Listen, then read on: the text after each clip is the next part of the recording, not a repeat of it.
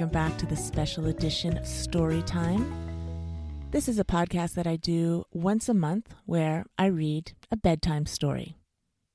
It was actually a request and it has been very well received, so I decided that I'm going to do this once a month. Today's story is probably one you've never heard of, but it's one of my favorite. I don't even know where this book came from, but I've had it in our family library for a long time, and it is called Dr. DeSoto by William Steig. Well, I'm reading about the author here, and the reason you probably haven't heard of this book is because the author had a career from 1930 until about 1975. So get comfy and snuggle up. Here is the story of Dr. DeSoto. Dr. DeSoto, the dentist, did very good work, so he had no end of patients. Those close to his own size, moles, chipmunks, etc., sat in the regular dentist's chair.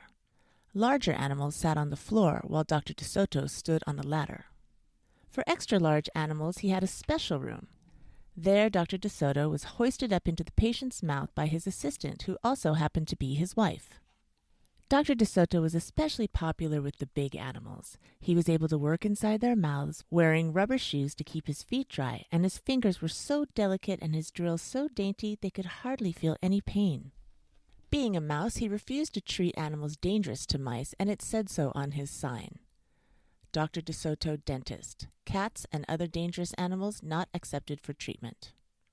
When the doorbell rang, he and his wife would look out the window. They wouldn't admit even the most timid-looking cat. One day when they looked out, they saw a well-dressed fox with a flannel bandage around his jaw. "I cannot treat you, sir," Dr. DeSoto shouted. "Sir, haven't you read my sign?" "Please," the fox wailed. "Have mercy, I'm suffering." And he wept so bitterly it was pitiful to see. "Just a moment," said Dr. DeSoto. "That poor fox," he whispered to his wife. "What shall we do?" "Let's risk it," said Mrs. DeSoto. She pressed the buzzer and let the fox in. He was up the stairs in a flash. "Bless your little hearts," he cried, falling to his knees. "I beg you, do something. My tooth is killing me." "Sit on the floor, sir," said Dr. DeSoto, "and remove the bandage, please." Dr. DeSoto climbed up the ladder and bravely entered the fox's mouth. "Oh, ow!" he gasped. The fox had a rotten bicuspid and unusually bad breath. "This tooth will have to come out," Dr. DeSoto announced. "But we can make you a new one." "Just stop the pain," whimpered the fox, wiping some tears away. Despite his misery, he realized he had a tasty little morsel in his mouth, and his jaw began to quiver. "Keep open!" yelled Dr. DeSoto. "Wide open!" yelled his wife. "I'm giving you gas now," said Dr. DeSoto. "You won't feel a thing when I yank that tooth." Soon the fox was in dreamland. Yummy," he mumbled. "How I love them raw, with just a pinch of salt and a dry white wine." They could guess what he was dreaming about. Mrs. DeSoto handed her husband a pole to keep the fox's mouth open. Dr. DeSoto fastened his extractor to the bad tooth. Then he and his wife began turning the winch. Finally, with a sucking sound, the tooth popped out and hung swaying in the air.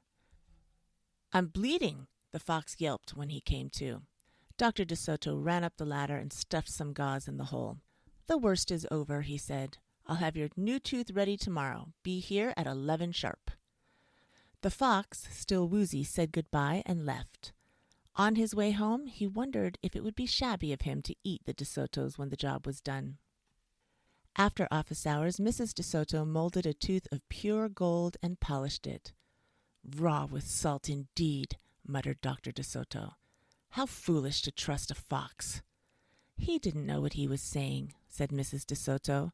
"Why should he harm us? We're helping him." "Because he's a fox," said Dr. DeSoto. "They're wicked, wicked creatures." That night the DeSotos lay awake worrying. "Should we let him in tomorrow?" Mrs. DeSoto wondered.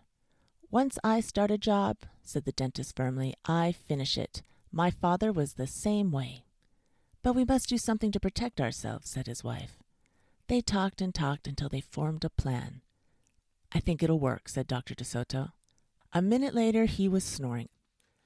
The next morning, promptly at 11, a very cheerful fox turned up. He was feeling not a particle of pain.